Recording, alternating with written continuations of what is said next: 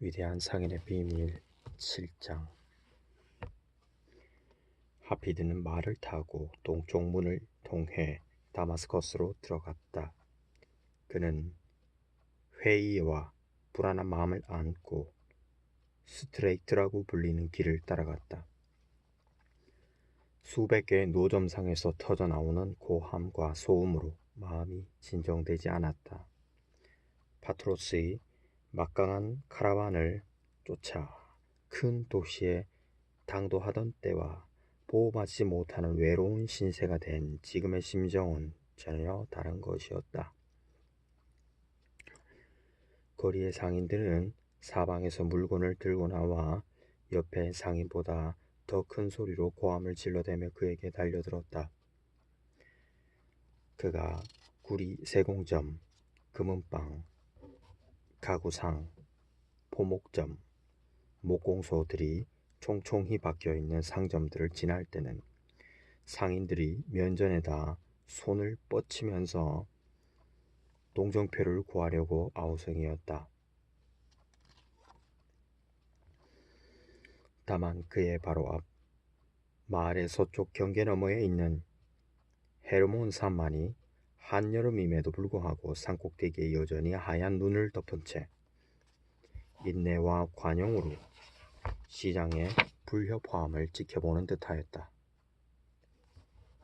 하피드는 그 유명한 시장 골목을 벗어난 뒤 물어 마침내 모스카라는 여인숙에 찾아들었다. 방이 깨끗해서 한 달치의 방세를 미리 지불하고는 집주인 안토닌과 곧 친하게 되었다. 그는 여인숙 뒤에 있는 마곡간에 말을 묶어놓고 바라다 강물로 목욕을 한 후 방으로 돌아왔다. 그는 작은 편백나무 괴짝을 침대 밑에 내려놓고 가죽끈을 풀기 시작했다. 그 덮개는 쉽게 열렸고 곧 가죽 두루마리들이 드러나 보였다. 그는 안으로 손을 뻗어 가죽을 쓰다듬어 보았다. 그의 손가락 아래 느껴지는 가죽 두루마리들이 마치 살아있는 것 같아서 자기도 모르게 얼른 손을 빼냈다.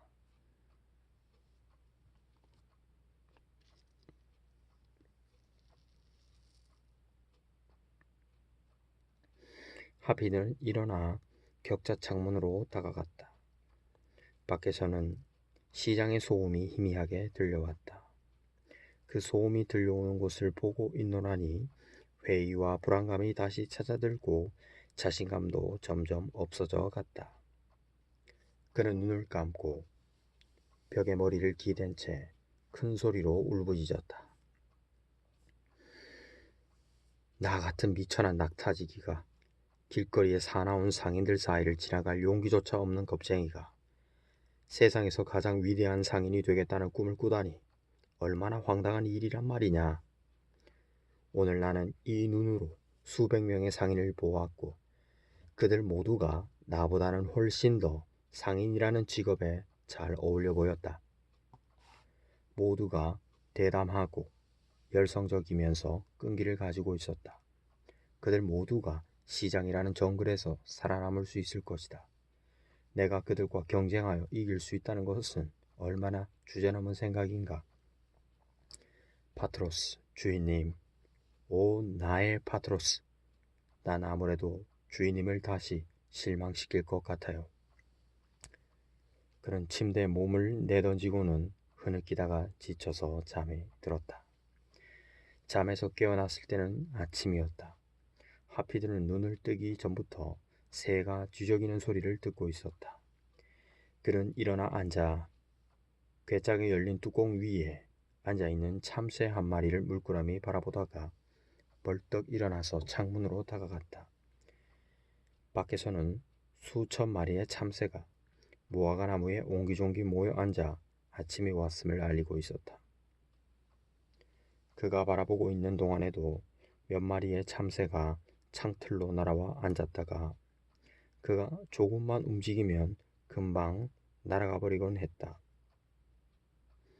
그는 몸을 돌려 괴짝을 보았다.